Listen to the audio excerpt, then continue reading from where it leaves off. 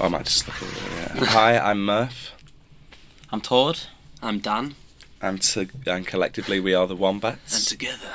And we're here in New York City, and we've got an album out. Yeah. Please go and buy it. When my self-belief wasn't scarred by the modern age, 'cause now it feels like we kiss with one eye on our TV set, and the more I give, the less I get. We all got together officially in 2003 when Todd moved over from Norway, and I think Murph was out in a bar. Heebie-jeebies Was it heebie-jeebies? Yeah. And yeah, what happened? I don't know. I was actually with an American guy called Davila. Oh yeah. And he was in my class in uni, and yeah, in our class. But I didn't know that Murph was in my class. But you knew him from before, didn't you? And then it was just like, yeah, I had a few songs and said, "Did you want to start a band?" Nothing serious, and well, I was already knew Dan, and we were.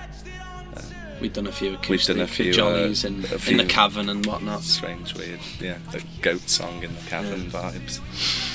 First practice we were really hungover because it was the next day after this night out.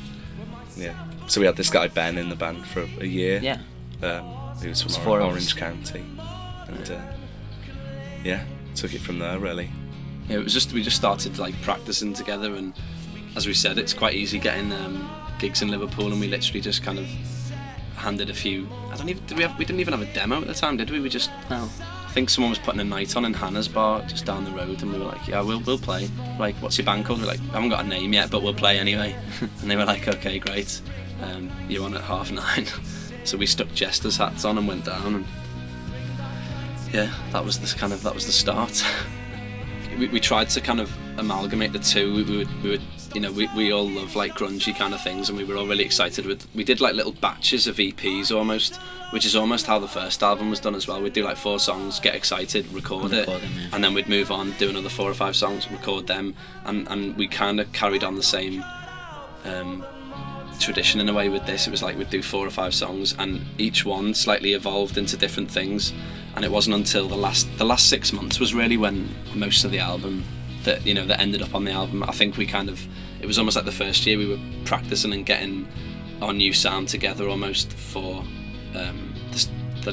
2010, when literally I think 7 of the songs were written in the last 6 months.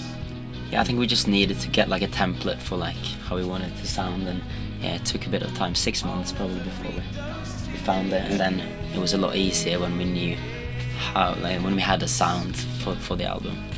You need the process to be fun, I think. So, well, not always, but you need to have elements of fun and excitement in there for it to translate into the music, because I think it comes across, doesn't it, when you listen to an album that sounds like there's energy and excitement in there. So got a bit of that. We spent a lot longer on this album. 3 months we spent on this record, and the as first one 18 days or something. Well, the first album we did, yeah, we actually we did a festival in Ireland in the middle of recording. It was and we just bashed it out, song a day basically. Tried to get it sounding as good as we could. It was almost just a live album in a way, with some messing around on top. All the songs were finished on the first record, so it was a lot easier.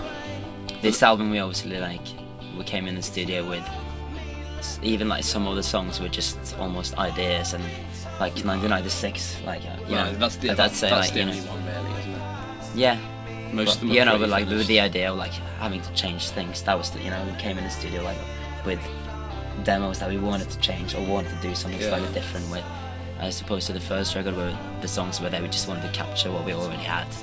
Well, also on the first album we'd played all the songs live so many times that they were kind of embedded in us, whereas this, we hadn't played any of the songs live basically, so it's kind of free in a way to do it that way. It was an interesting new approach for us to not have the songs in our bones, as it were. It was like we could change a few things here and there, whereas the first album was much more like, no, I play this, I've played this for a year, you know, it's whereas that was like, yeah, well, look, we made that bit, like, we can do whatever we want with it and change the sound and mess it up, because that was just the first sound I found, you know, things hadn't stuck in us, so that's probably why it took longer.